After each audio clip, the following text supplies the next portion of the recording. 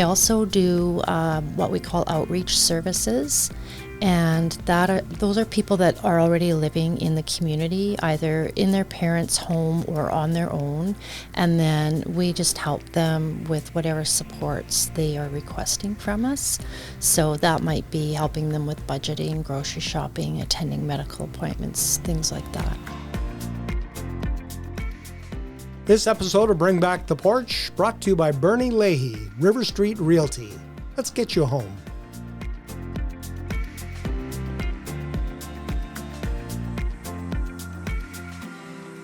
Welcome to the porch. My guest today is Debbie Shaw from the Core Association. I'm so glad you could join us today. Well, thanks. Could you tell me a little bit about the Core Association, how long it's been in Medicine Hat and what it does? Sure. CORE has been around for many years. We've had several name changes. So it originally started back in the 50s with a group of parents, and at that time it was the Association for Retarded Children. So obviously disability supports have evolved over the years. So CORE is now called Core Association, which stands for Clients Ongoing Rehabilitation and Equality. We prefer to just go by CORE because it's much easier to say. But so it's been around for 71 years, started by a group of parents, like I said. We have about 6 homes in the community where we provide services to people with developmental disabilities to live independently in their community. We have a community services program where we help people to gain meaningful employment, volunteer in the community, access recreational resources that are there. Within that program, we have an art program, and we have a self-advocacy group. We have a program called Core Kids on the Block, which is a puppet troupe. And so puppeteers are people with disabilities, and they take the puppets out into the community, to the schools and parks, and deliver scripts that are based around disability awareness. We also do what we call outreach services, and those are people that are already living in the community, either in their parents' home or on their own, and then we just help them with whatever supports they are requesting from us. So that might be helping them with budgeting, grocery shopping, attending medical appointments, things like that. So we have a wide range of services that we do. In order to receive services from CORE, though, you have to be eligible for supports through the government, through the Disability Services Ministry. And then they will send out a list of people that are looking for services, and then if we feel like we can provide those services, then we put in an expression of interest to be the organization to do that for them. So that's the process that's occurring right now. That's a new process with the government that we have right now. But typically we are serving about 100 people on average, give or take a few, and we have about 200 employees. What is the age range of the people that you help? So right now you have to be an adult, so it's 18 plus, and sometimes we do start with people who are 17 going into 18, where they're transitioning from children's services or transitioning coming out of high school. So we have done people that are, I shouldn't say done, but we've supported people that are 17, just about 18. And what would be the older end? Oh, goodness. Do you have any that are 70? We have some that are 90. So people with disabilities are living a lot longer than they used to. That's just thanks to the resources that are available, medical technology. So, part of our community living program is always recognizing how do we provide housing that's affordable and allows them to live in place as they age. So what we're working on right now, the board has decided to have a strategic plan that's really based around wheelchair accessible housing, so that the homes that we do own will be able to provide supports to people there. They won't have to move because they age. The homes that we have currently are not custom built, other than 2 of the homes we have. And so stairs becomes an issue as people age. It can also be an issue if somebody breaks a leg, which is, I'd be in the same boat if I broke a leg at home. I live in a 2-story house. So we don't often think of those things where, the stairs can really be a barrier for people to stay where they're at. And we don't want to move people around. This is, their home, and we want them to stay there for as long as they want to be there. So your clients, these homes that they live in, are they living supervised? Are they living independently with sort of like a group home kind of situation? When we talk about them being independent, is it 100% independent, or is it based on their level of need? It really does vary, and the supports that we receive from the government are based on what their support needs are. So, for example, if there's 4 people that are living in a home that we own, each one of them will have their own support needs. And so the staffing is kind of combined so that we have the staffing that we need. In most cases, we have a staff overnight, either sleeping and available to assist if needed, or in some cases we have somebody who is awake simply because of the support needs of the people that live there. So I bet you that's a huge relief to families that have people that need things, but as parents get older and maybe they're not able to provide it for them, that the Core Association is there to kind of pick up for them. Absolutely, and I think the other piece to that is just that opportunity for people to experience life as anybody else would, and to be able to be as independent as possible. Not only a relief for the family, but for the individual to just experience a normal life. When you're out in the community and you're representing CORE, what is Medicine Hat saying to you about your clients and the work that you're doing? Do you get a lot of feedback from the person on the street when you say, "Oh, I work at Core Association"?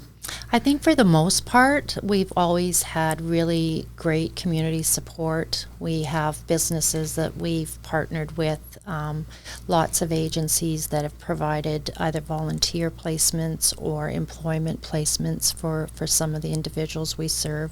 So the feedback has always been really positive. Unfortunately, once in a while something goes south and we may have a bad experience, but we always work with the family, take that as a learning opportunity and try to improve our services. So you're still human. They're Absolutely. Still human. We're all still human. Yeah. Well, I'm sure that there are some activities that are going on at Core Association that people might want to know about, that they could participate in. I know that you've got a certain show coming up fairly soon here.